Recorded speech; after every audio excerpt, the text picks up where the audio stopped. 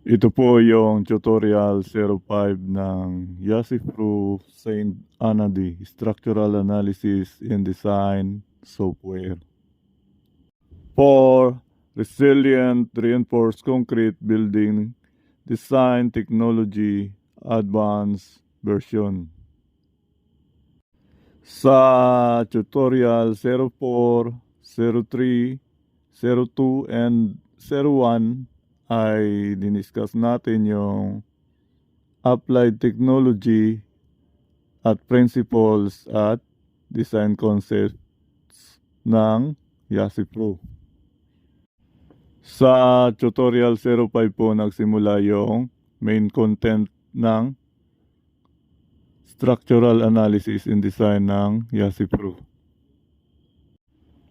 At ang unang part po ng structural analysis and design ay ang analysis. Sa tingin niyo po, ano ang pinakauna at dapat na mauna na gawing analysis? Live load, dead load, o seismic analysis? Maaaring nagkamali po kayo sa inyong mga iniisip dahil ang unang dapat na maunang i-analyze ay ang architectural plans and specifications. At ito po yung topic natin sa tutorial 05, ang architectural plans and specifications analysis. Na-define po ng mahusay ng Yasipro in what, where, and how to start your structural analysis in design. Ang structural analysis in design or Saint Anadi begins in simplifying the structural problems. By analyzing your building plans or architectural plans so you can interpret every details you need to reflect in your structural plans in the best practical and simplified way you can do. So, para maging maganda yung flow ng iyong structural analysis in design, kailangan mo muna na gawa ng initial structural framing plans yung lahat ng architectural plans.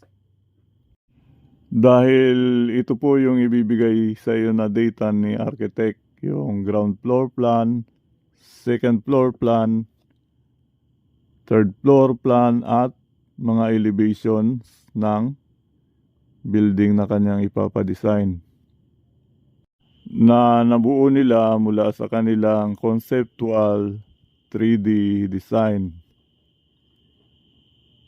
At yan po, mapapawaw ka sa ganda at mapapakamot ka naman sa ulo kung bakit hindi nagtutugma o nagkakatagpo yung mga poste at beams na dinitali ng architect mo. At dito pa lang po sa stage ng structural design na ito ay dapat sinisimplified mo na lahat ng magiging problems mo sa structural analysis and design na gagawin mo. Halimbawa, may building o architectural plans ka na ng ipapa-structural design. Ayan, yung ground floor plan, second floor plan, front, right, left, at rear elevation. At ano-ano pang details at building specifications. At ang mahusay na solusyon dyan para hindi ka maligaw at malito sa iyong structural analysis and design during the flow of your operations ay huwag ka muna mag-model ka agad gamit ang Prisma software, kundi i-interpret mo muna yung lahat ng details ng building plans o architectural plans at gawa ng initial framing plans, structural framing plans. Halimbawa, yung ground floor plan ay gagawa ng initial foundation plan at i-simplify mo na kaagad yung magiging problem mo. Halimbawa, yung corner columns at saka footings, lagyan mo na siya ng kanyang designation. Yung side footings at columns naman ay lagyan mo na rin ng kanyang designation at yung center footing at columns may initial na sa kaagad na pangalan. Ganon din yung second floor plan ay gawa ng initial second floor structural framing plan. At i-simplified mo na rin kaagad yung structural framing plan sa second floor. I-size up mo na kaagad yung magkakapareho dahil yun hindi magkakalayo yung result ng kanyang design sections. Halimbawa itong mga nasa sides na beams, magkakapareho ang designation. Ito namang nag-cross na to na beams sa gitna ay magkakapareho yung designation. Yung cantilever ay magkakapareho. At yun ang kagandahan ng nagsisimplified ka ng problem kaagad na iyong gagawin sa structural analysis and design. Dahil gagawin itong madali at maikli ang iyong solutions. At ang kagandahan pa doon ay hindi ka malilito o yung papasahan mo ng information sa actual construction ay madali niyang mabasa o ma-interpret yung ginawa.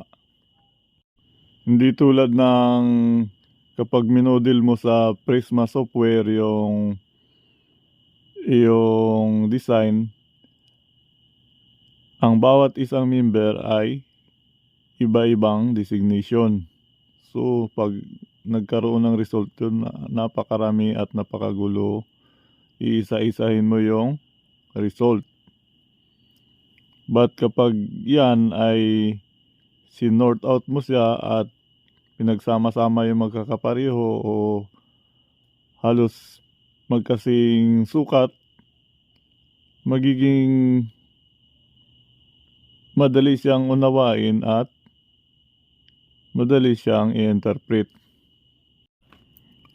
Once na na-reflect mo na at na-interpret mo ng mahusay yung lahat ng details doon sa building plans or architectural plans,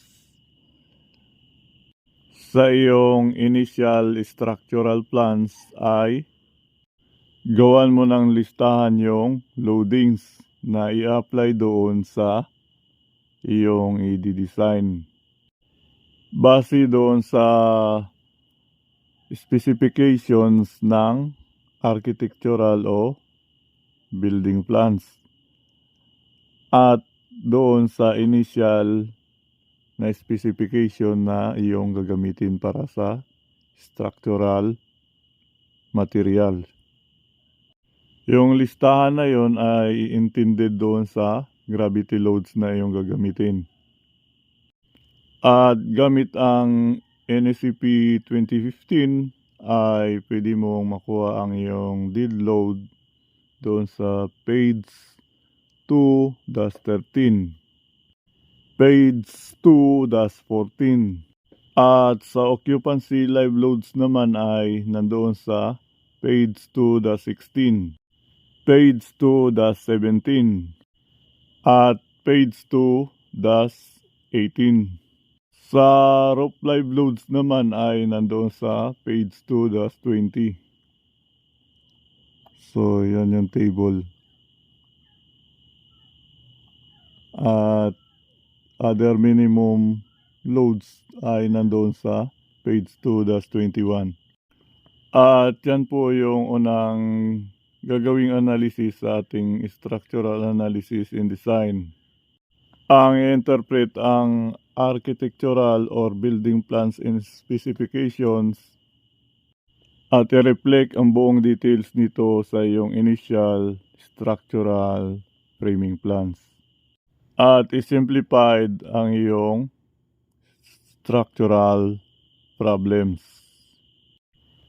Kapag nagdi-design po tayo ay always presume na tayo ay laging nagkakamali at walang alam. Upang maging habit po natin na tayo ay laging nag-check at nag-iingat sa mga ginagawa natin at hindi overconfident o nagyayabang na alam na natin ang lahat. Kaya natin pinipresume na wala tayong alam upang manguna sa atin ang Diyos. At ang Diyos na yon ay ang wastong salita na nagbibigay sa atin ng malinaw na mga pangunawa at matalim na karunungan. At yun si Lord. At kapag hinayaan natin manguna sa buhay natin at sa iniisip natin si Lord, tayo ay mapagtagumpay at hindi mga sawi dahil sa maraming mga pagkakamali. Maraming salamat po. Thank you and God bless. Additional information lang po ito.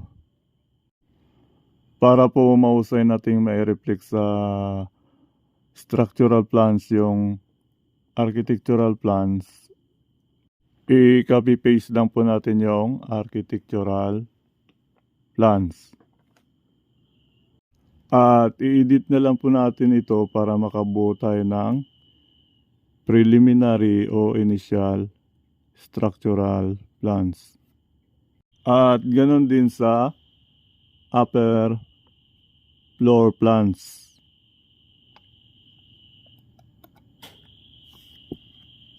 I-edit natin lahat at i-extract natin yung information na kailangan natin sa paggawa ng structural framing plans.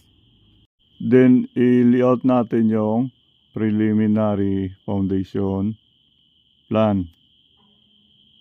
At yung initial floor framing plans. At yan po yung pinakamahusay na paraan para ma-reflect natin ng mahusay yung architectural plans sa structural plans. Then, establish mo yung loadings na kailangan mo sa structural analysis using NACP 2015.